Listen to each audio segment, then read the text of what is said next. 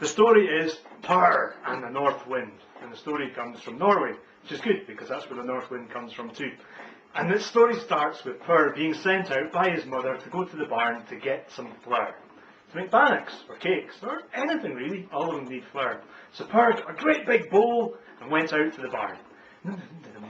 Went into the big bag of flour in the barn, filled up the bowl to the brim, he liked bannocks, and walked back out. But just as he was going past the corner of the barn, the North Wind came and blew all of his flour away, and it all went flying off, and Per looked a bit disheartened, but he was a plucky boy, so he went back again to the barn, and he went to the bag of flour, and he filled up his bowl right to the brim, heaped up, and walked out. And this time when he came to the edge of the barn, he sort of snuck round it carefully.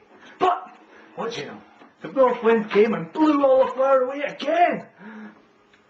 Per was getting a bit frustrated at this point in time, so he went back to the barn, went back to the flour, and he had to dig quite deep into the bag this time. And he filled up his bowl with the flour, and he walked out of the barn, he went round, and he sort of covered over a little bit, but the North Wind, it's a strong wind, the North Wind, whoosh, emptied his bowl.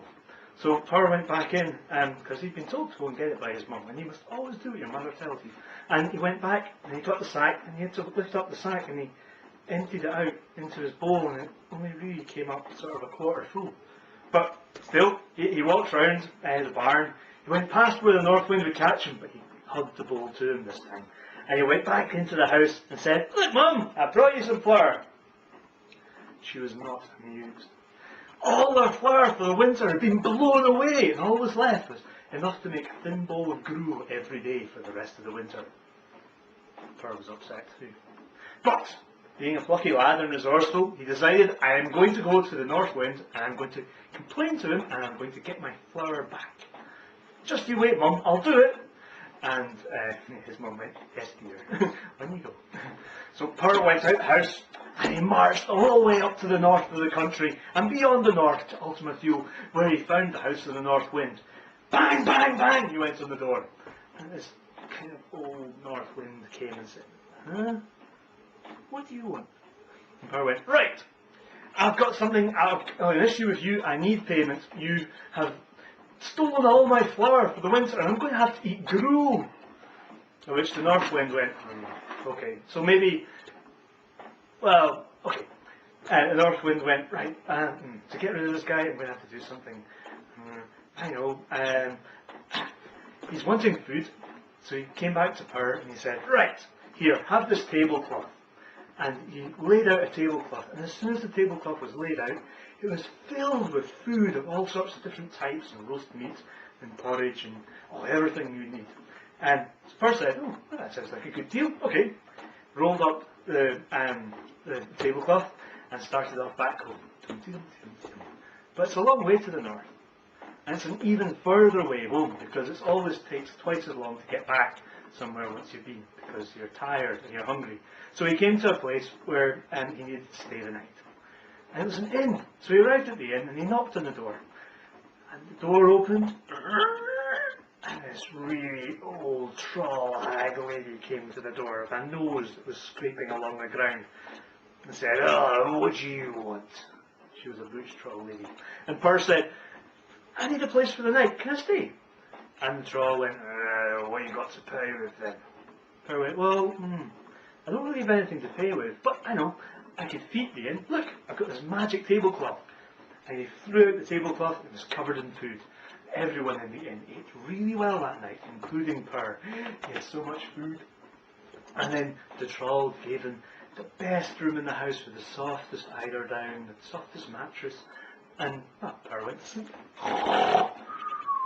Solidly, soundly, and never noticed the troll switching his tablecloth for just a normal one. So when Per got up in the morning and wandered back to his mum's house and said, "Look, Mum, I went to the land of the North Wind and he gave me a magic tablecloth."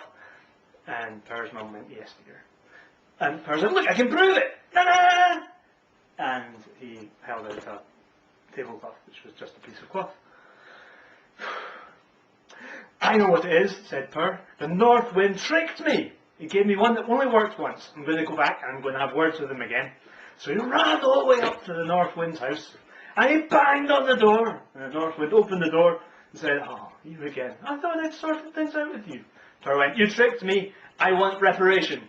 So the North Wind said, "Right, well, I don't know what went wrong, but tell you what, here, have this golden fleece. Well, it's just like a normal fleece, but if you shake it, then gold falls out of it." Per went, "Okay, that seems reasonable." Took it and wandered back. But once again, he'd forgotten to pack any food or pack any lunch. So when he came to the inn, he needed to get in. And he knocked on the door. The troll came out again. "What is you again? What do you want?" And Per said, "I need to stay the night." "Go on, let me stay the night." And the troll went, "What you got to pound? Let you in for food last time, we got pound now." And Per went, "Look, I've got this fleece." And shook it, and gold fell out of it.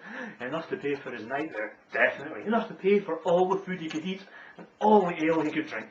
So, he ate and he drank, and he went up to the best room again, and lay down, went to sleep, and slept solidly and soundly, and didn't notice the troll switching his fleece for a normal fleece. So when he went back down to his mother's house and said, "Look, I went to the land of the North Wind, look what she gave me. It's a special magic fleece. If I shake it, I get gold out of it." His mum went, "Yes, dear." And Per shook it, and nothing happened at all. "Right, I know what it is. It's that tricky North Wind. It cheated me 3 times out of my flour. It's cheated me again. So this time I'm going to make sure I get it sorted out right." And he ran all the way back up to the house of the North Wind, and he banged really hard on the door again. And the North Wind opened the door and said, "You, look, I'm sure what do I have to do to get you to go away?" And Per went, "What you have to do is do right by me and give me something really useful instead of all the flour you stole. None of these trick things that don't work." And the North Wind looked at Per and thought, "Right, I can see that this man really needs to get right to the point of things." And the North Wind brought him a stick. He said, "Right, this stick, whenever you say 'stick, hit stick,' then it'll hit whatever you point at. And whenever you say 'stop, stick, stop,' it'll stop. How's that sound?" Per went, "I can see a use for that. But I'll come back and use it on you if it doesn't work." Oh, that wouldn't work either. But never mind. So he got the stick and he walked off down the road. And he was tired and he was hungry and he was cold. But he knew of an inn with a really nice bed. So he went into there. And he had some change this time. So money left over from the last time with the fleece. And so this time he didn't eat all that much. And he didn't drink all that much. And when he went to bed, well, he slept quite lightly, not in the deep sleep he did before. So when the evil troll crept up the stairs, stepped on my nose, and crept into his room and tried to switch the magic stick for a normal stick, Per jumped up and went, "Stick, hit stick!" And the stick started clubbing the troll. And the troll went down the stairs and said, "Stop, stop, stop!" But that wasn't the right words. And Per said, "I'll make the stick stop if you tell me what's been going on and where my magic treasures are." And the troll went, okay. And pulled out the sheep fleece and pulled out the tablecloth and gave them back to Per and said, "Right, there you are, make it stop." And Per went, "No, actually I won't. You're evil, you've been tricking people, and who knows who else you've cheated. Stick, hit stick!" And the troll was beaten into the ground, flat like a pancake. At which Per gathered up his possessions and journeyed home and showed them to his mother. And his mother was amazed, never believing that her worthless daydreaming son would actually turn out to be any good.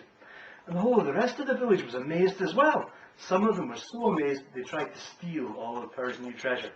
But the magic stick soon put a stop to that. And Per grew up and grew older and grew wiser. His mother died, but he got married and he had a family, and the treasures got passed down from family to family. Well, the problem is the tablecloths, they get a bit threadbare after a while. And the sheep's fleece, well, who knows what happened to that one. And the stick, well, it works against 1 or 2 people, but when you get an army, eventually the stick breaks. But still, the story continues of how Per managed to sort things out with the North Wind. Thank you very much.